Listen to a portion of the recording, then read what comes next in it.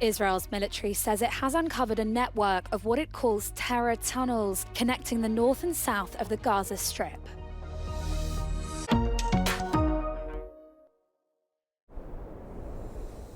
Israel's military says it has uncovered another underground network of what it calls terror tunnels connecting the north and south of the Gaza Strip. One of the main objectives of the Israeli offensive has been to destroy the networks, which the IDF says are used by Hamas to move fighters, weapons and supplies throughout the territory.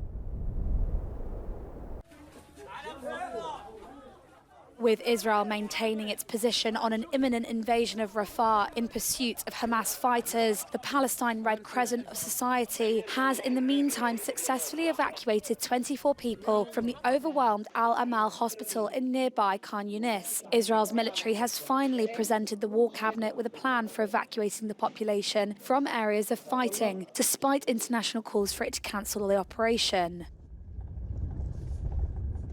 On the political front, Palestinian Prime Minister Mohammed Shataya has resigned along with his government, which runs parts of the occupied West Bank. President Mahmoud Abbas has accepted his decision. Shataya's resignation signals a willingness by the Western-backed Palestinian leadership to accept reforms as it wants to take over the running of Gaza from its rival Hamas once the war is over.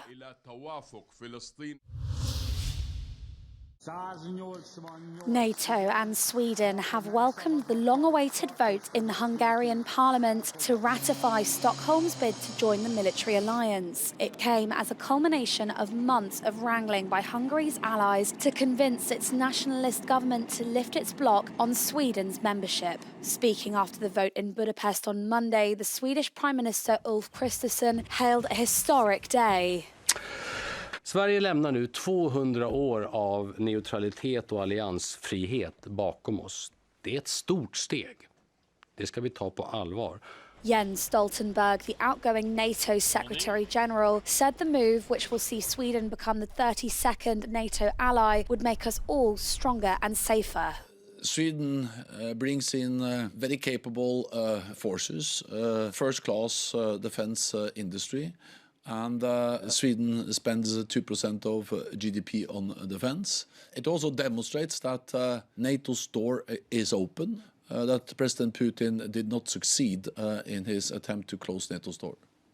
People in Stockholm had mixed feelings about Sweden's NATO membership. I guess finally it's about time. It's the right path for us. I think in this new era, it's better to be part of an alliance than being independent and neutral. I'm unsure if I want us to be joined in NATO also, and what effect it will have on Sweden and so on, because we have always been a neutral countries. The final elements of protocol on Sweden's NATO membership should be completed in the next few weeks.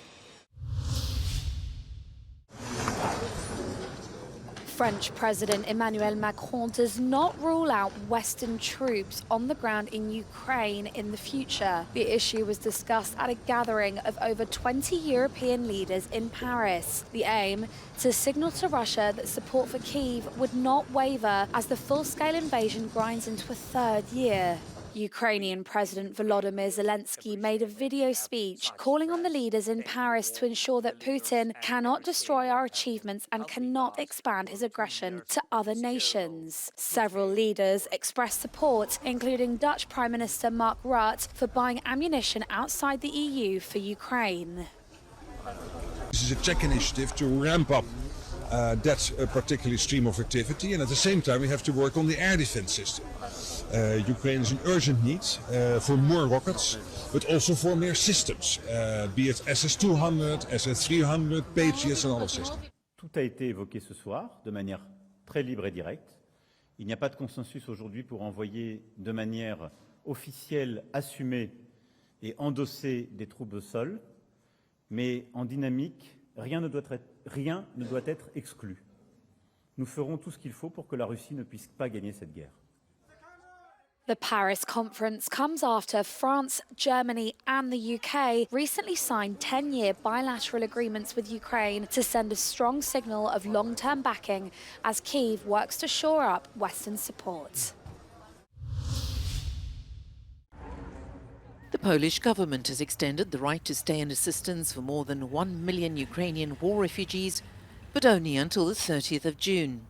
There's growing concern that the budgets of international aid organizations might be reduced, but their support is still very much needed. Допомагаємо людям розраховувати піти, робити декларації. У нас дуже багато пенсіонерів звертаються до нас з допомогою. Навіть такі речі мінімальні, але вони потребують дуже. Я думаю, що важлива і повинна ще бути ця допомога. Тому що війна не скінчилась, вона навіть не всередині. Given the uncertainty of the situation, international organizations have decided to join forces and launch an appeal for continued assistance. Because there are a number of refugees who are still quite vulnerable, the UN Refugee Agency and about 100 other partners launched an appeal for supplementary complementary support to assist the government with the work that it's doing to assist host communities of Poles. It's over 1 million refugees who remain now in Poland. This creates a certain stress on social services. The Polish government is working on amending the law governing the stay of Ukrainian refugees, which will see them allowed to remain in the country, but probably under different conditions. Jest taki dobry moment na to, żeby przyjrzeć się temu, jakie są realne i niezbędne potrzeby dla uchodźców i uchodźczyń z Ukrainy akurat w tym konkretnym momencie. I dlatego też po czerwcu będzie na pewno kolejny, można powiedzieć, taki przegląd tego, co jest obecnie, jakie są potrzeby. Być może są jakieś potrzeby, które już nie są aktualne, być może są jakieś nowe potrzeby. No i stosownie do tego rząd będzie podejmował niezbędne decyzje. Meanwhile, all Polish political forces seem to be focusing on appeals for military aid for Ukraine, which, as they emphasize, is a key issue these days and weeks. Magdalena Hadownik for Euronews from Warsaw. The small town of Bourg in northern France is underwater again for the 5th time in 4 months. The Pas-de-Calais region has once again been hit by flooding as several rivers broke their banks. For locals, it's a never-ending nightmare of flood following flood, fueled by endless rain. For some residents, it's not worth cleaning out the mud from their homes as they watch the river levels rise outside of their front doors. Summer can't come soon enough, but it's no guarantee the waterlogged ground will be dry by then. Young people in Romania are the poorest in Europe. That's according to the most recent Eurostat economic data. It shows Romania has the highest rate of severe material and social deprivation among people between the ages of 15 and 29, more than 3 times higher than the EU average. The results, experts say, of a lack of social policies and paid jobs in relation to the cost of living. Bulgaria is second, with Greece at third. In 2022, over 17 million young people in the EU were at risk of poverty and social exclusion. Flight engineers are expecting to lose contact today with the private US lunar lander Odysseus, cutting short its mission by 5 days. It made history last Thursday by becoming the first US spacecraft to land on the moon in more than 50 years, and was due to conduct a suite of experiments. But the company behind the spacecraft, Intuitive Machines, says it came in too fast and one of its 6 feet caught on the lunar surface, causing it to fall over. It remains to be seen how much scientific data might be lost due to the shorter lifespan.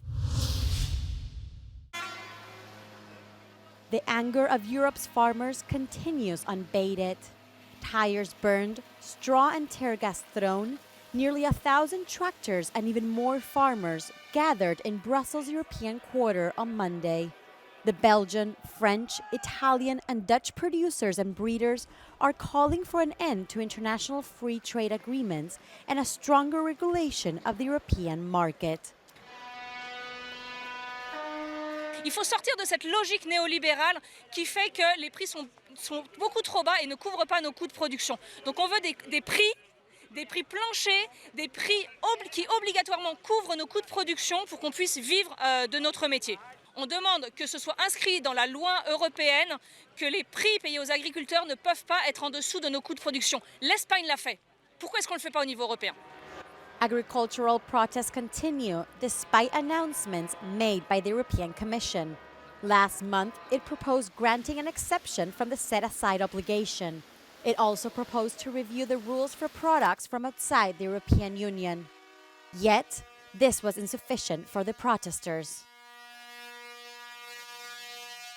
Ça, c'est les gestes néolibéraux. Ça, c'est nous donner quelques mégots pour qu'on continue. Mais nous, on ne veut pas juste quelques miettes. On veut le pain. Et si on ne veut pas le pain, on veut la boulangerie. Alors cette Europe-là, il doit arrêter de nous essayer d'apaiser avec des mesures anti-environnementales ou antisociales. Non, ils doivent nous soutenir pour élaborer une agriculture qui est durable. This demonstration is taking place on the sidelines of a meeting of the 27 agriculture ministers who are currently looking for ways to reduce the administrative burdens deemed too numerous and restrictive by farmers.